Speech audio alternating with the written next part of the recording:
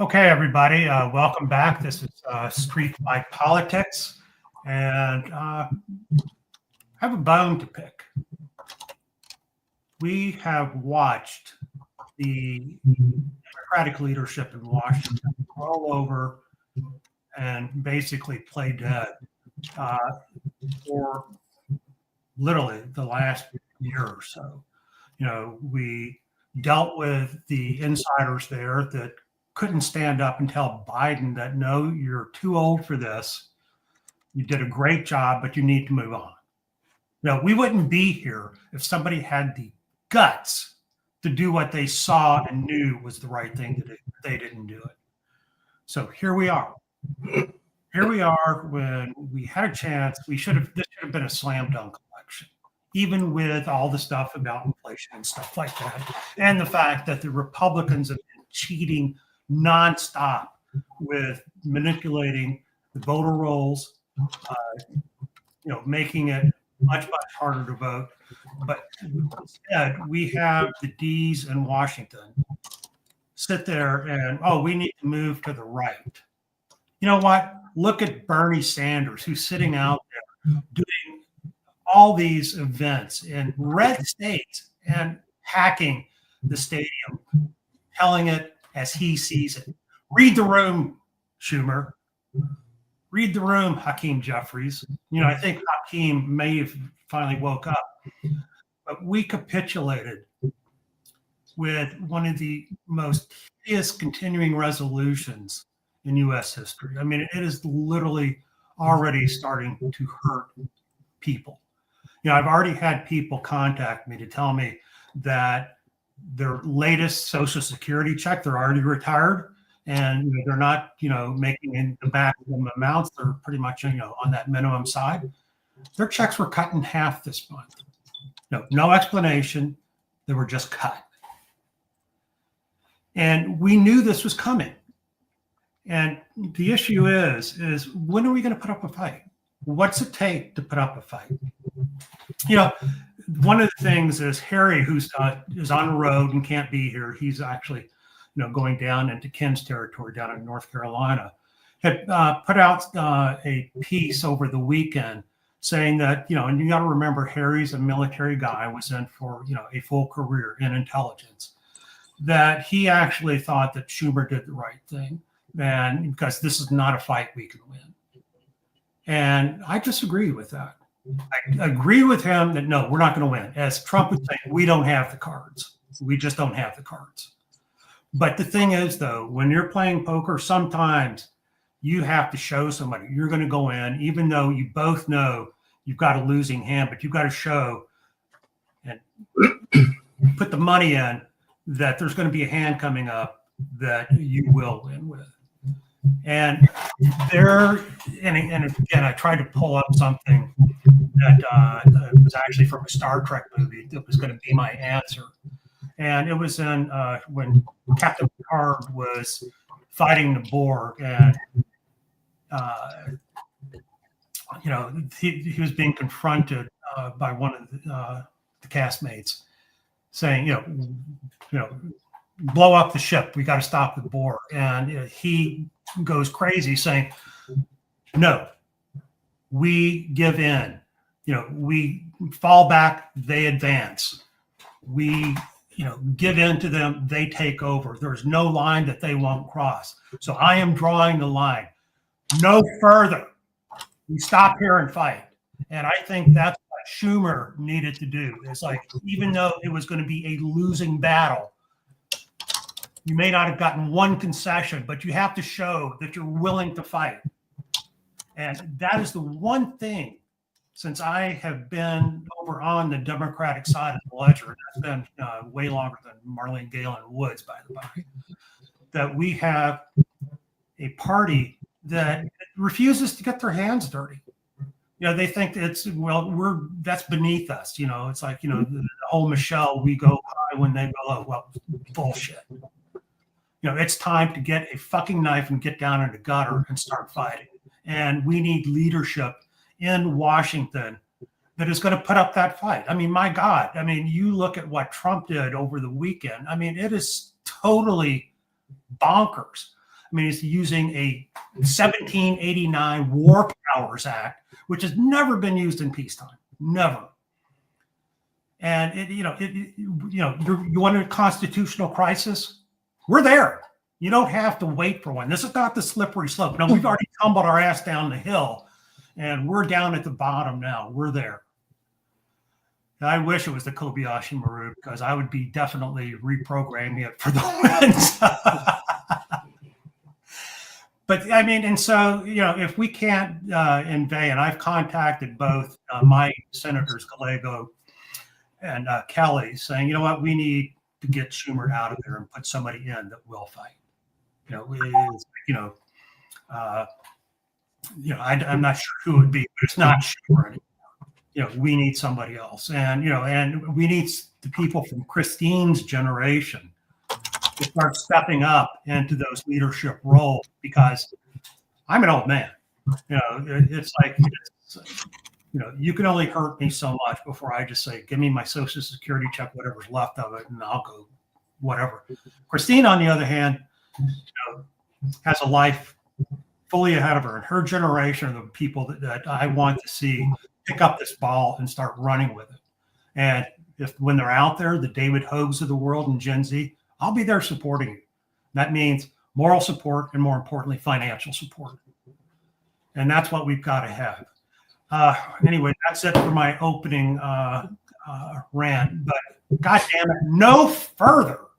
It's time for these to wake up. And if the leadership won't do it, then we're going to have to be out here on the hustings and get the pitchforks and start taking some people out. Christine, what do you think?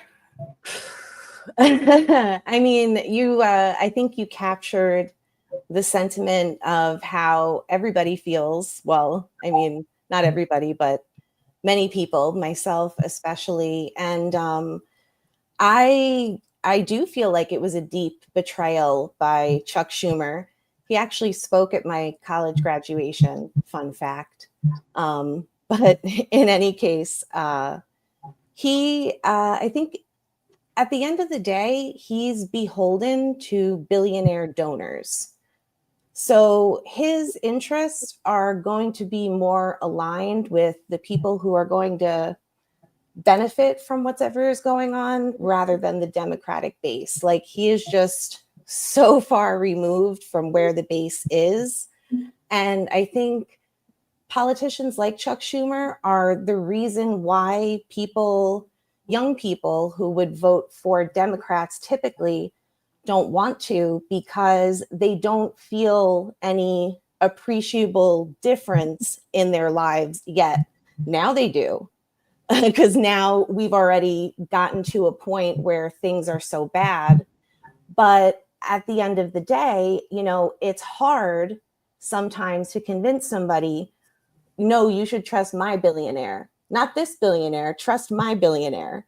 And I think that a lot of young people are seeing that. And I think that, people like AOC, if we want to go with somebody who's in the Senate, people like Mark Kelly, who have been out there, being very vocal and, taking on Elon Musk head on and calling him out for things. I mean, there's so many examples, Bernie Sanders. So it can be intergenerational, but that person has to have that energy. And Chuck Schumer has the wrong incentives, and Hakeem Jeffries also has some very questionable incentives, but he's low energy too. So, we need, I call AOC every day, even though I'm not from New York. And I tell her, I'm like, you are a bright beacon of light in this darkness. Like, please keep doing what you're doing. The country is watching, and we need more of this. And I think, that's what needs to get encouraged. And they do need financial backing, because these billionaires dump money into these races, and they make it impossible for anybody who's going to stand up for working people to win. And that, impossible, just difficult. Not impossible, just difficult. I like how you said that. Yeah, I agree totally with that. It's like, if you want to have somebody that I think has the right fire, Jasmine Crockett would be a awesome, minority speaker, and hopefully in 26 the speaker, because she's got energy, she's got the smart, she's got the looks, she knows how to be on TV, she knows how to use media, she knows how to get into the alternative medias like the podcasts and TikTok. It's like, you need to go where the voters are right now. And, Chuck is, 80 years old, and he's raised on paper newspapers and this newfangled thing called TV. And we need somebody that, even the internet's old. That's really my stuff. It's like email. Nobody does email. It doesn't work. Podcast readings, started to get, a little long in the tooth. So it's like, whatever it takes, that's where you need to go. You need that young leadership. Over on the Senate side, I'm not sure who, I would put in as, the leadership. The senator from Connecticut, Chris. Chris Murphy. Chris Murphy. I think he's the guy that has the energy that they need, and he knows how to get on TV, and he's not afraid to go into enemy territory, get on Fox News and take it to them, just like AOC does, just like Buttigieg does. Yeah. Speaking of which, I'm very disappointed that over the weekend he said that he is declining to run for either Senate or governor in Michigan. It's basically either one or his for the taking. So, I'm not sure what the real reasons are behind that, but they'll have other people on the bench. In fact, that was his reasoning is that Michigan Democrats have a deep bench, and so he didn't want to get in the way of that. And so, again, either one, all he needs to do is say, "I want that one," and it's his. Well, Louis, you've been busy the last couple of weeks. What are you seeing out there? Well, I see what everybody else is seeing, but I think that, to the point here, it's true. When you go into a fight, especially a political one, you want to hit hard, right? If you get hit in politics, you got to hit back twice as hard. And I learned that, running for office and winning. It's winner take all. There's no such thing as, at least in the campaign process, there's no such thing as middle ground. It's a fight. It's a winner and a loser. It's that simple. And I think the Republicans understand that very well. And I think we don't. And I think, when it comes to the leadership that we were talking about, I do think the time is up. Who replaces them, it really doesn't matter, as long as we have somebody that has the right jersey on. And that's the attitude that the Republicans have. I think they do it very well. How do we get out of this? I don't know, man. I really don't. I'm not very optimistic. You take people like me or Christine that are willing to actually get out there and put up a fight, that aren't going to play by the rules we played by, and the Democrats are still playing by this antiquated set of rules, like, respect for the law, and social norms, those are gone. My God, you've got a president that is openly defying a federal judge's orders. Open defiance, not just once by accident, but several times since then. And what I'm referring to is the military flights that were being used to take the Venezuelan, purported gang members, and that were just picked up, put on a plane, and taken out of the country and deported to Venezuela. Now, the problem is if they're actually this RN Aragua gang members, I've got no problem with that. But the problem is when they do these sweeps, it's they call it bycatch when you're in the fishing industry. You're going for tuna, but you get a lot of other stuff besides in there that unfortunately gets pulled up and usually dies in the process. And so with these type of sweeps, they're picking up innocent people. They're giving them no right to speak to a lawyer or to go in front of a judge to make the case that, no, we're not a gang member. We were here, as somebody that is actually fleeing persecution from Venezuelan dictators.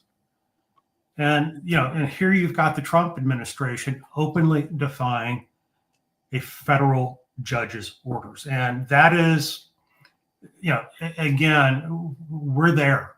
You've got a constitutional crisis now. I don't see people out in the streets, going crazy, but when you look around the world, they are, it's like they were having mass demonstrations all through Europe this weekend, hundreds of thousands of people. Mm-hmm.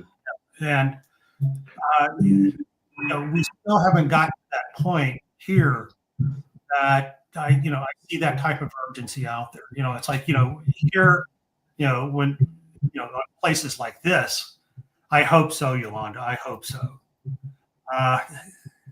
And if you've got ideas, please share them with us. It's like, I'll put you on here to let you tell your thoughts, because we have to get out and start doing, those type of street protests.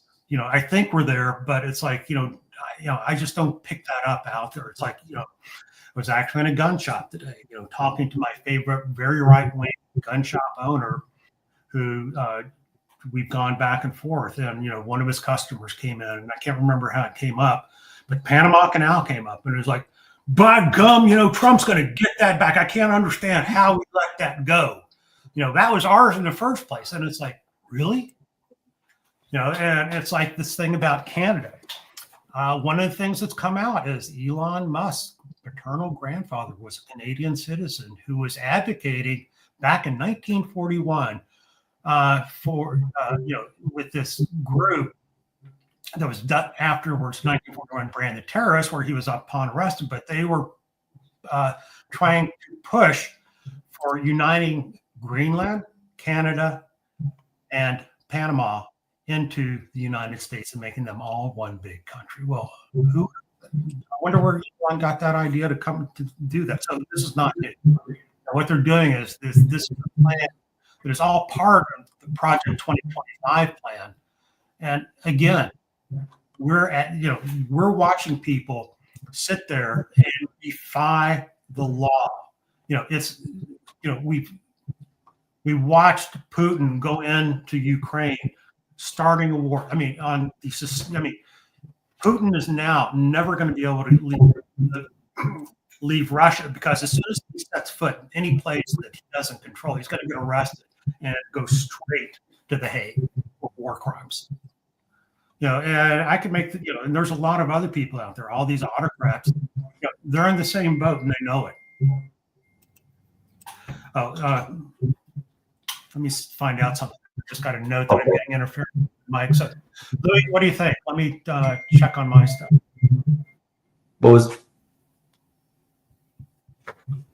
Did you say you need to step away for a sec? I'm sorry, I didn't hear you. No, I just need to change my microphone. So it's saying it's like I'm underwater. So. Oh, got it. No, go ahead. Hopefully I'm not. Okay, so do I still sound underwater? To me, you sound fine. Okay, well, that may just be here with my my sweetie here, who's saying it's here local. So anyway, go ahead, Louis. No, I really wasn't going to. I was just going to go back to my original point in that, I think we really need to go into this with a completely different attitude. We can't think of it like, you got to think of it like a fight, man. This is politics, right? You can't think of policy and like bills and all this stuff. You just got to win the election. It's literally that simple. You got to get to the table. It's kind of like saying, I always like to use sports analogies, and I'll use a hockey one. It's like going into overtime and thinking a tie is acceptable. Like, there's no way a coach would ever let you think that way. You got to win. You might lose a few times. You're probably going to lose more than you win, but it doesn't matter. You got to go into this thinking it's winner take all. There's no such thing as compromise and this and that. You got to win. And I think that's the attitude that the Democrats have not had for a while, because we try to include everybody at the table and everybody has a voice and a say and an opinion. Sometimes they don't. You can't move forward in a march if you allow everybody to have a voice. So simply put, you got to take a bit of the Republican playbook and apply it in a better way so that we can start winning. or else we're going to be here every single election. There's no such thing in my head of like everybody sits at a table and everybody has an opinion and we make decisions and we move forward and we hold hands. No, you need a leader. You got to win. I agree with you. Mitch McConnell would have shut the government down without a second thought. Mitch McConnell would have let it go on for years. He wouldn't have had a problem with it. And not that that's good, not that we want people to be out of work or anything like that. But I'm telling you, I think the Republicans would have caved by like Monday. If they had to sweat it out a little bit, like you just have to be willing to go there. Exactly. And it's to your point, Christine, like, is he a good person, a bad person? He's probably bad for doing that. But I think he understands one thing. You can think about him what you want. At the end of the day, they're going to win the election. I mean, right? Like that's the attitude I think that we miss. And I don't know. For me, it comes easy. I mean, one, because I've been in politics. I played sports my whole life. I get it. Like, there, of course, I'm into everybody having their own opinion and coming to the table and sharing thoughts and everyone's experiences and all whatever. We can all be touchy-feely, but we got to win. We just got to win. Well, that's where I think that whoever's going to be running, we can't do the old game plan of people running, and being nice. I mean, you've got to be, nasty. You've got to play their game, and it's like I look at it that you expect me to follow rules. We have no rules anymore. Right. I mean, like I want to go back to the system where we treat each other civilly, but if that's what it takes to win, is to be very uncivil, then bring it on. Correct. Right. We call it uncivil, but I think some people will look at it like, well, it's part of the game. It's like, like when you have two boxers, going at it, you see what you see on camera, but you don't see all the inside stuff that goes on, the elbow, to the ribs, the knee, the low blow. It's like the Canadians, elbows up and out. They're not just going to fight. They're coming over the boards and we're getting into a brawl here. So. Exactly. And that's kind of the attitude I think we got to have. And I don't know. I don't know where we got away from that or what. Here's my thoughts on that is I think that we're headed down the road with, one, Canada is canceling contracts left and right with us. They just canceled the F-35. They canceled Starlink. I can tell you that they are not coming down to Arizona on vacation right now because I own a partner in an Irish bar. We're out next to Sun City. And at this time of year, there's 25 to 30% of my customers are Canadians. Mm-hmm. Guess who wasn't there today? There was not a maple flag in there to be found. Not here. It's and those are some of my best drinkers too. So it hurts. Right. But my point being is that it takes a little while for this to filter through, but it's going to filter through. Yeah. And it's like I've said this before, but we get about I thought almost all of our tomatoes in the winter would be coming from Mexico. It turns out about half of them come from Canada. So all of this is working its way through, and not being able to buy cheap tomatoes is one thing. Watching your Social Security check get cut in half, that's another. And I unfortunately I think that that's what it's going to take to get people pissed off enough. And the real plan is as much as I want to say I told you so and go F yourself and you voted, you broke it, you bought it. I think that's where the Democrats have to have a tough love program. And it's like, well, you did that. We've got a way to show you how to get out of that, because the only thing that the Democrats ran on was, we're not going to cut your Social Security. We're not going to take your Medicare away from you. We're going to make it so your insulin is going to continue to cost $25 a month, not $750 to $1,000, which Trump immediately did as soon as he came. Mm-hmm. Right. And so, you're going to have to get granular like that to have a set of plans that, I mean, basically you have to pick out all the tranches of voters that have been over to that side.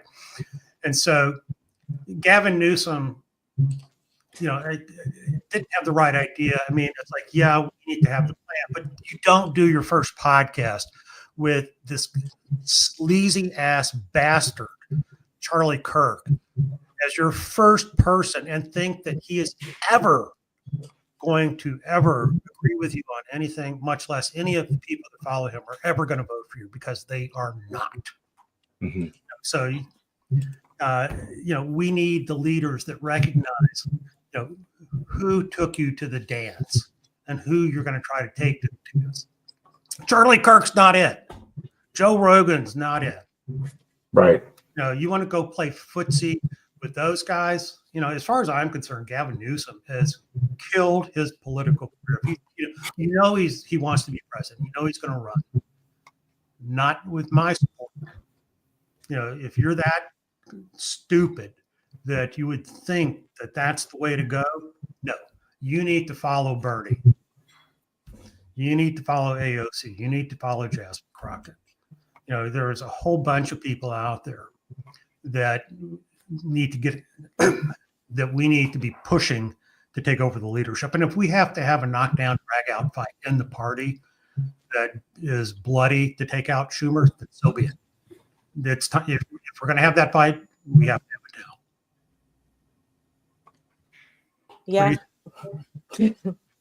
No, we really do. And it's I've been trying to reflect on this a lot, where things are going wrong with younger voters, and it's really hard to get reliable numbers.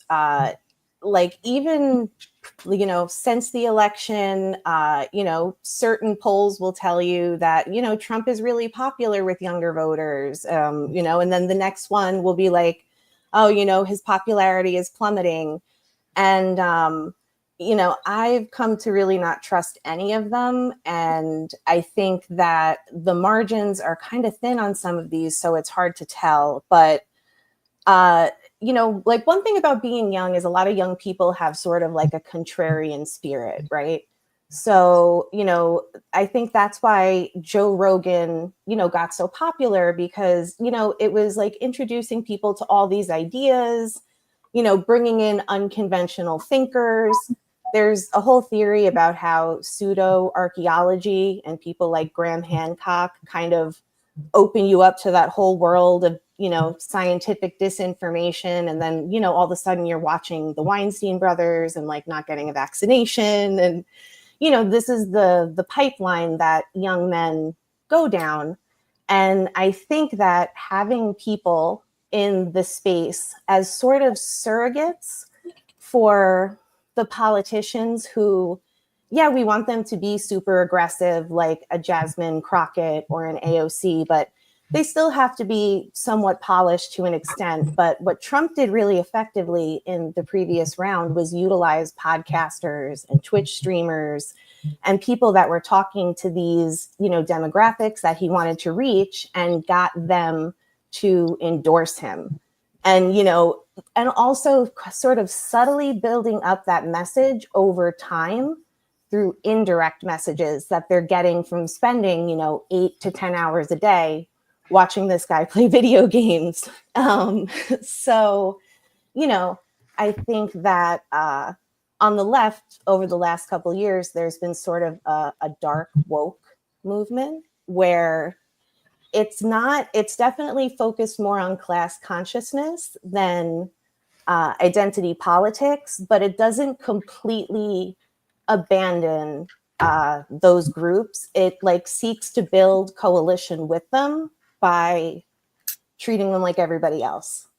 And I think that we need to get back to like universal messaging that like recognizes a spectrum of experiences, but is focused on very salient, very basic things that mean things to people. Because I don't think a lot of, especially Gen Z voters, have like a reference for how things can be different. They've been living in this dysfunction, the entire time they've been alive. So, well, I mean, that's one of the things I'm actually kind of worried about is Gen Z and even your age group has never seen a real recession and definitely has never dealt with real inflation. I mean, I came of age and, from 72 to 75 when I was in high school. And that's when inflation took off and started roaring. I mean, it's like my first house, I paid 13.5% interest.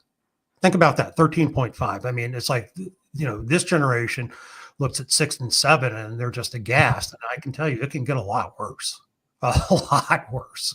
And that wasn't even the high. It had just come down from 18% interest.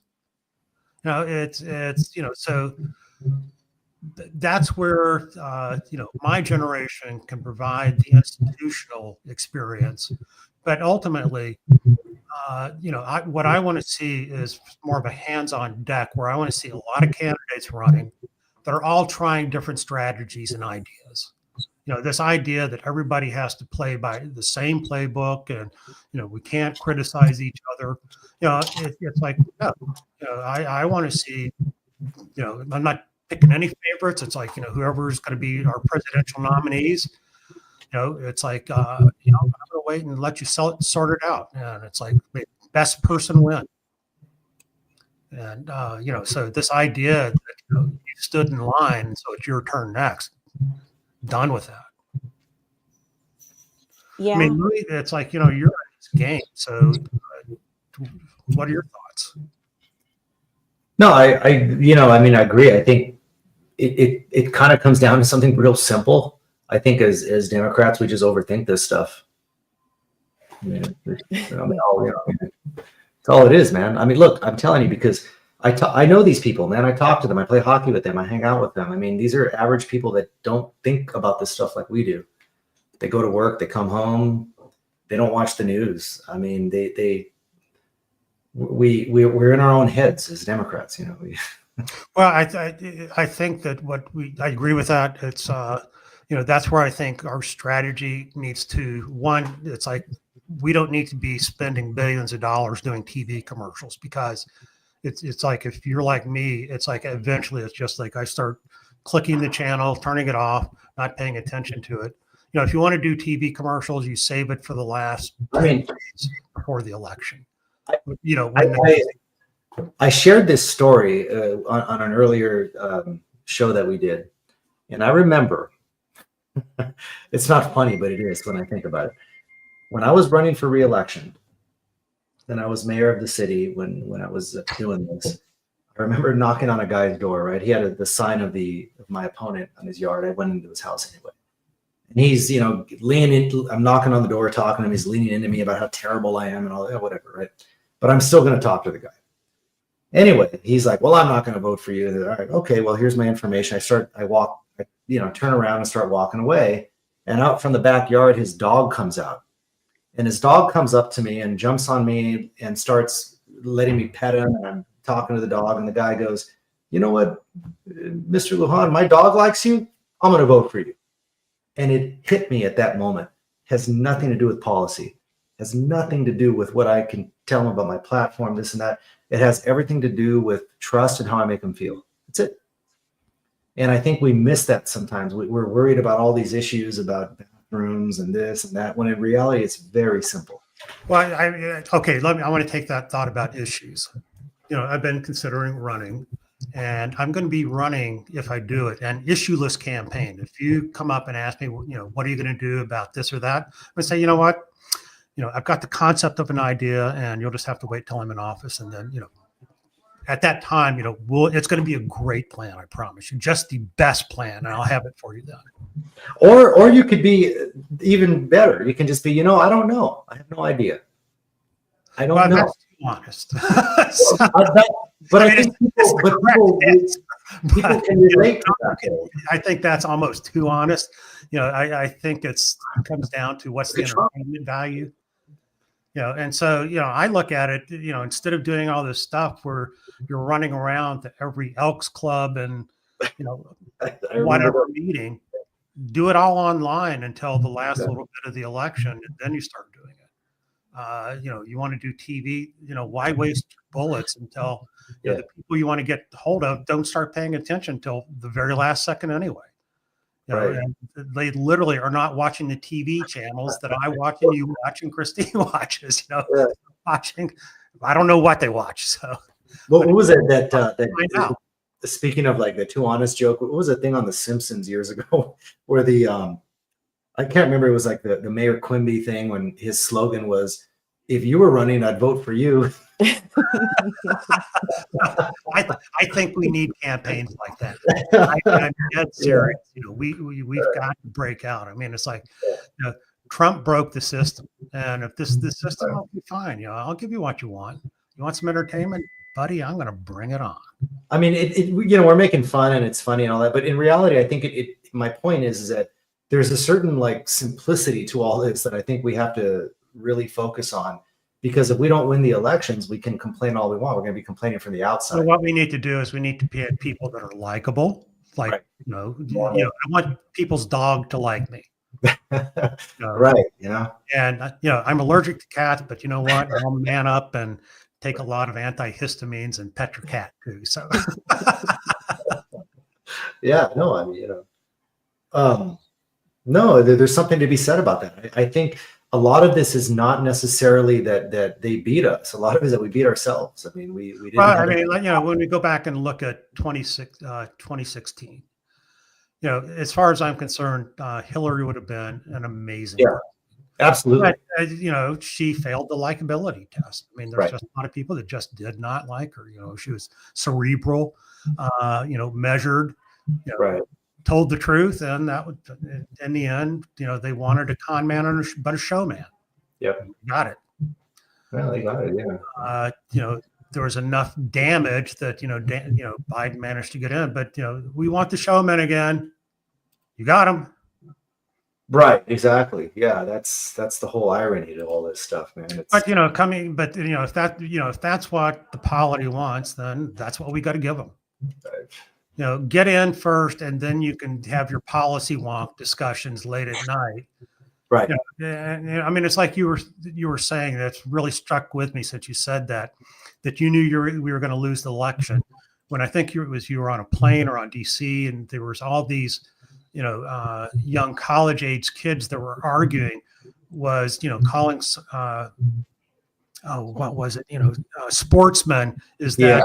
Yeah. Sexist.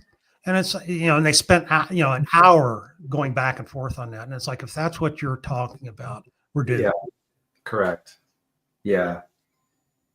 It's like, I don't know, man. It's really simple. You got to win the game, and then you can complain and argue all you want. I mean, in our system, it's like that. You can agree with it. One, we need our own version of Project 2025. Right.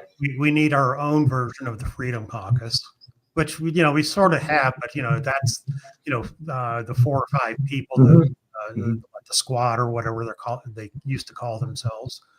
We need some more people that are in alignment like that.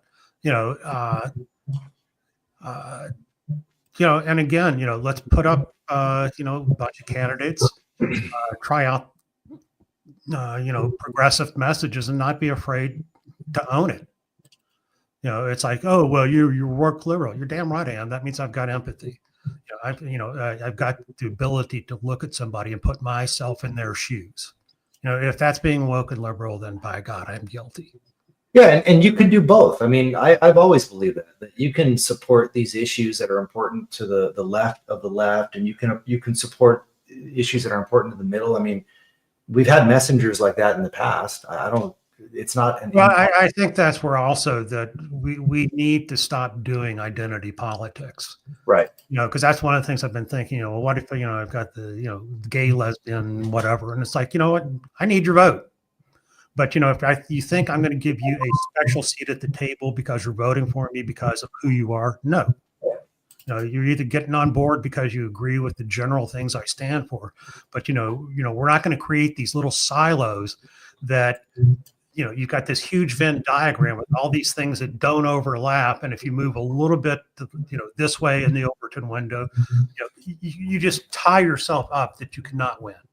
You just Correct. We can't be so righteous that it interferes with our ability to win elections. I mean, sometimes you just got to plug your nose and realize I don't really like what I just did, but I won the election. Well, I mean, that's also the art of politics is, Right. this is something I learned from a politician, that eventually you're going to have to betray, somebody or some group. Oh yeah. It's just like, you need to pick out, when and where you do it. And the whole thing is Trump is betraying his supporters left and right, and they still don't care. They don't care. Yeah, they don't. I mean, I think there's something to be learned about that too. I mean, do they really not care, or do they just hate the other side more, or is it somewhere in between? I think it still comes down to hatred. Yeah, I would agree. A lot of this comes down to, you've got these white evangelicals that are hell bent on making this a country safe for evangelicals and no one else. No one else needs to apply. And unfortunately, they've had this plan that they've been working on for, literally 5-6 decades now, and it's finally coming to fruition, and we're dealing with it. And it's like, one of the things is are we close to losing it? I hope not, but I think we're at the point where we need to start being ready to do real fights. Yeah, absolutely. Getting on here jabbering about this stuff, but I think you're going to have to be, showing in mass that you're not going to consent, you're not going to obey, and you will fight. Yeah, and it's something that you just mentioned about the next generation of leadership. It is very concerning because on the Republican side, they actually do seem to have a bench, and the bench is a bit frightening, frankly. But when you look at our side, the bench is a little questionable in the sense that we don't really have a bench that's established. That's just it. They started doing this a long time ago, where they started taking the moms to get on the education boards and stuff like that. So Christine, you need to be stepping up and figuring out what you're going to run for. Because, it's like in basketball, you have, the NBA, but they also have the G League, the developmental league. So, and that developmental league starts very locally. Those are like those little seeds that and we need a lot of those. Yeah, and the school board in Florida, has been the source of a lot of political power over the last few years. Particularly with the Moms for Liberty and the book bans, and kind of, controlling a lot of what goes on with Ron DeSantis. And to be honest, Florida politics are a very suspicious mess that I'm newly transplanted here, so I'm just learning all about them. But there's a lot of power in the hyper local positions in particular, and that is the way that you kind of start to change things. And people in Florida definitely do want to change. Well, here's my advice to you, and it's sort of to paraphrase the old New York song. But if you can make it there, you can make it anywhere. I am from New York, so you know what I'm talking about. Then, if you can win in Florida, you can win anywhere. So that's a good place to cut your teeth. Where are you, Christine? I'm so sorry. Oh, I'm in Tampa. In Tampa, in Florida. Okay, got it. Yes. Very good. So, yeah. And I think that in this next election, there's going to be the opportunity for people to come out and say, okay, this is where we start putting a stop to this, and come out and be very honest with who and what they are, which means that, we're not going to have to pretend to be, it's like, from my standpoint, abortion, it's like, personally, it's not something that I would do in my own personal life, but that's our family choice. But I will not tell a woman what she's going to do with her body. And so I will support that 100%, not backing down, and make sure that I think it's tragic when it happens, but if it's going to happen, it needs to be safe, reliable, and available. Exactly. And so, if this shows up in a campaign ad, then you can quote it word for word. And I think that a lot of people, when they're actually hit with the reality of what these things really mean in practice, because what they think is that people are just having abortions willy-nilly all the time for no good reason. But what we're actually seeing is that women who had wanted pregnancies are being hurt. That the result of that is that there's, so much harm that, people didn't even think about. Oh, let me And tell when you, let me tell you what the harm is from my doc standpoint is that, we see this, if you have a tubal pregnancy, that tubal pregnancy can last for a while, but when it ruptures, guess what happens? 50% chance of dying before I can even get you on the table. Yeah. Bleed out. I mean, you bleed out so fast. I mean, I've seen it a couple of times, and it is frightening how fast that blood's coming out. And it's just like, we managed to save both of those in my case, but I mean, it's just like you're coming out of that, and it's just like you're shell shocked. And when we think about that, how wild that is, in the United States of America, that your doctor can't give you the best care possible because some people who are not doctors, who don't know what they're talking about, decided it wasn't a good idea because of their religion. It's weird. It's crazy, right? And the thing is, nowhere in the Bible does it talk about abortion. No. Bad. Right. Not at all.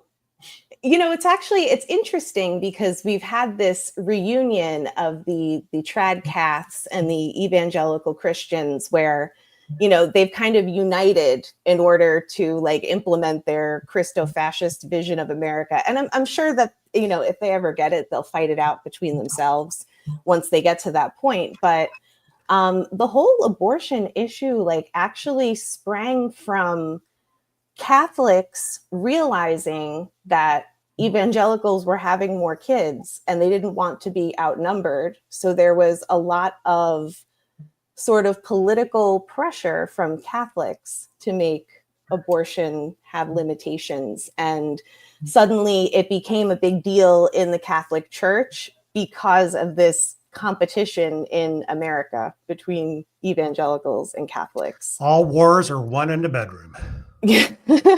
Seriously. So you do know who said that. I don't know if I do actually.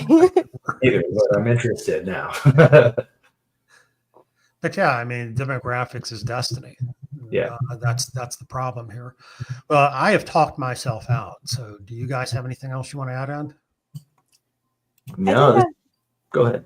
Oh, I'm sorry. I didn't mean to interrupt. I think we got a Zoom lag going on. One thing I forgot to say when we were talking about what was going on with Chuck Schumer is that AOC made a speech shortly after these agencies started getting shut down. And she shared a story about how right before DOJ was going to go descend upon the Labor Department, they caught wind of it. She ran down there and she reminded them what their oath was and what their duty was to not just hand the keys over to DOJ. Because she went over there and she reminded them and she made them put up a little bit of a resistance, they were able to get to the court and do something and get the ball rolling. Now, the court hasn't been, enforcing anything, but the point that she took from that story was make them. Every single thing that they want to do, obstruct, make them.